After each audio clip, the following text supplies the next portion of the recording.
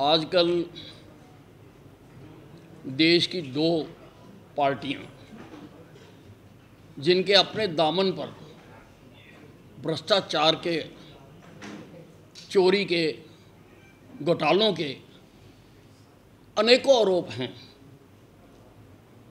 वो वोट चोरी का मुद्दा बनाकर यात्राएं निकाल रहे हैं। ये तो ऐसे ही हो गया कि चोर मचाए शोर। देश आज़ाद हुआ था 1947 में, कांग्रेस ने सत्ता संभाली थी। अभी लोग आज़ादी के जश्न में झूम ही रहे थे कि 1948 में इन्होंने जीप घोटाला कर दिया। 2000 जीपें खरीदी गई थी, उसका घोटाला हुआ। फिर बोफर्स घोटाला कर दिया, फिर 2G स्पेक्ट्रम घोटाला कर दिया, अगस्टा हेलीकॉप्टर डील का घोटाला कर दिया, यहां तक कि कारगिल की विधवाओं के लिए जो महाराष्ट्र में सोसाइटी बनाई गई उसमें भी घोटाला कर दिया। और घोटालों की सूची इनकी इतनी लंबी है। उसी प्रकार से आरजेडी चारा घोटाला, जॉब फॉर लैंड घोटाला, IRCTC घोटाला। अरे तुम अपने दामन पे तो देखो, चोरी चोरी चोरी, चोर मचाए शोर। इलेक्शन कमीशन की एक प्रक्रिया है। हम सब कई बार चुनाव जीत कर आए। उस प्रक्रिया के तहत अगर कोई मतदाता सूची में त्रुटि रह जाती है तो चुनाव आयोग समय देता है, उसका हमेशा देता है।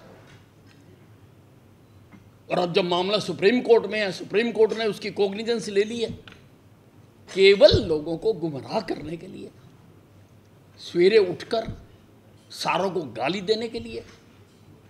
ये दोनों कांग्रेस और आरजेडी के जो सर्वे सर्वा हैं, जिनके दामन पर इतने दाग हैं भ्रष्टाचार के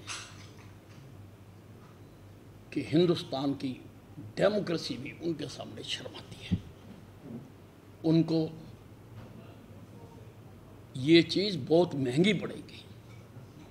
बिहार प्रदेश जिसने जहाँ से सारे विश्व को ज्ञान दिया गया, वहाँ के लोग बहुत ज्ञाता हैं। वो जानते हैं कि ये आजकल किस लिए शोर मचा रहे हैं, और चुनाव में इनको वो इसका सबक सिखाएगी बिहार की जनता।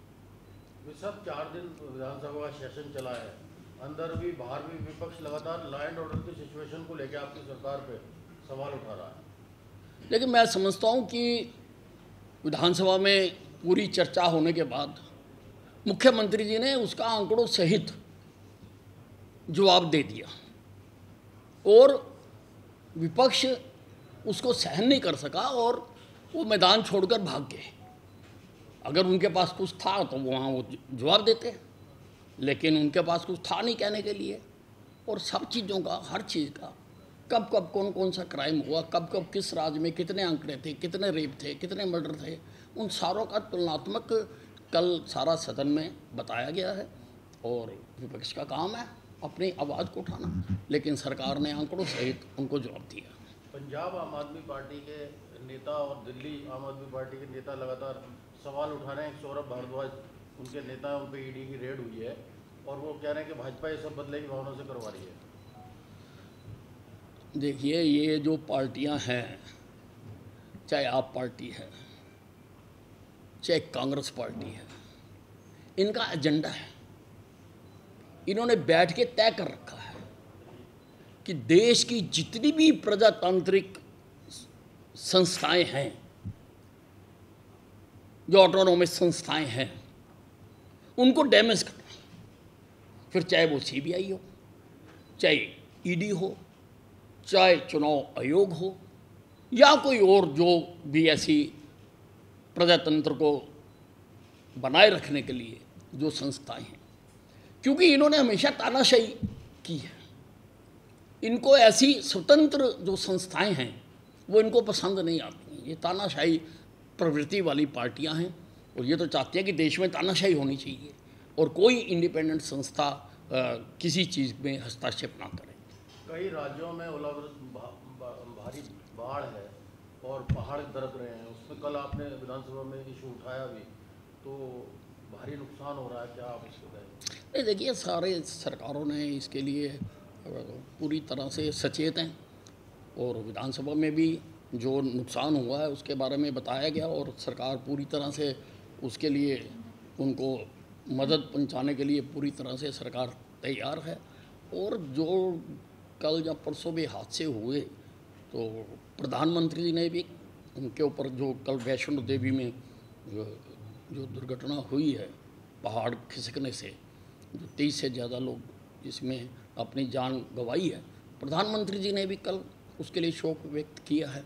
इसका मतलब प्रदेश और केंद्र की सरकारें पूरी तरह, अब ये प्राकृतिक आपदा है, हमने इतनी हमारी ज़िंदगी होगी, हमने नहीं सुना कभी कि इतने क्लाउड बस्ट होते हों जितने इस बार हो रहे हैं। अब ये तो जो पर्यावरणवादी हैं वो इसके बारे में विचार कर रहे होंगे, नहीं तो उनको करना चाहिए कि भैया क्लाउड बस्ट क्यों हो रहा है इतना, पहले नहीं होता था। पहले तो रिमझिम बरसात होती थी, उसी पे ही गाने बनते थे। ये कभी ऐसा हुआ ही नहीं कि भाई इस प्रकार से इतने रोज़ क्लाउड बस्ट हो रहे हैं और इतना डैमेज हो रहा है, गाँव के गाँव तबाह हो गए हैं। तो सरकार पूरी तरह से हर आदमी की मदद करने के लिए तैयार है और इंफ्रास्ट्रक्चर को रिस्टोर करने के लिए भी पूरी तरह से उसकी तैयारियां की जा रही हैं।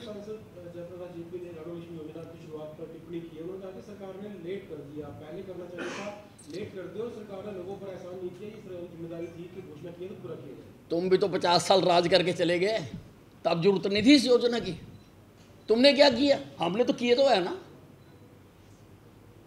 इनसे अच्छे काम बर्दाश्त ही नहीं होते क्योंकि इनको दूसरे कामों की आदत है। सर एक आरोप लगाया कि बीपीएल जो परिवार के जो ये नाम काटे जा रहे हैं, 10 महीने में 10,44,000 के करीब जो है बीपीएल जो है काटे गए हैं। उनका एक बड़ा आरोप है कि चुनाव से पहले जोड़ दिए गए और वोट लेने के बाद अब काट दिए गए। देखिए, अब मुझे तो ये मालूम नहीं है कि ये दीपेंद्र हुड्डा जी या भूपेंद्र हुड्डा जी, ये इनकी कौन सी एजेंसियां हैं, कौन इनको खबरें देते हैं, कहाँ से ये खबरें लाते हैं, कहाँ से आंकड़े लाते हैं। तो अब ये तो देख के ही पता लगेगा कि कब बने थे वो और कब कटे हैं और क्यों कटे हैं।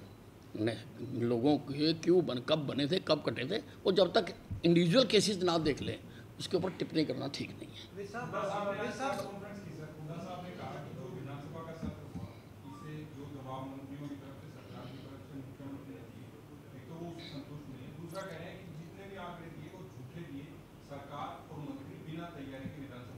That is contempt of house. अगर कोई गलत आंकड़े दिए थे तो इनको हाउस के अंदर कहने चाहिए थे, बाहर आके कहने का इनको कोई अधिकार नहीं है। House on the floor of the house जो चीज़ कही गई है उसको अंदर कहते हैं। किसी ने रोका थोड़ा हुआ था, और भी तो इतना उल्ट पुल्ट कहते रहे। तो इसके बारे में भी बताते हैं अगर इनके पास ठीक आंकड़े थे तो। और हुड्डा साहब की तो डायरेक्ट लाइन जुड़ी हुई है आंकड़ों के साथ, बताते ना थे।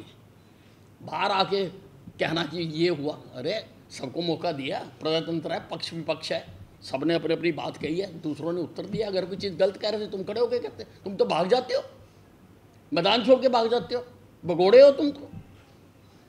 साहब एक प्रस्ताव और भी पास किया गया है सदन में कि जो गैंगस्टर्स हैं या आपराधिक छवि के लोग हैं उनका महिमा मंडन मीडिया ना करे। देखिए, ये तो बिल्कुल जो सभ्यता के अनुकूल बात कही गई है, क्योंकि हमें उन्हीं का महिमा मंडित करना चाहिए जिनको आगे लोग अपनाएं। अगर हम बदमाशों का करते हैं, गैंगस्टरों का करते हैं, तो उससे लोग प्रभावित होते हैं। हमें उच्च चरित्र वाले लोगों का ही इस देश में हमेशा गुणगान हुआ है। और हम सारे हमारा अपनी संस्कृति शास्त्र उठाकर देख लें कि उन्हीं की ही बात की जाती है जो अच्छे काम करते हैं। बुरे काम करने वालों का कभी इस देश में महिमा मंडन नहीं हो सकता।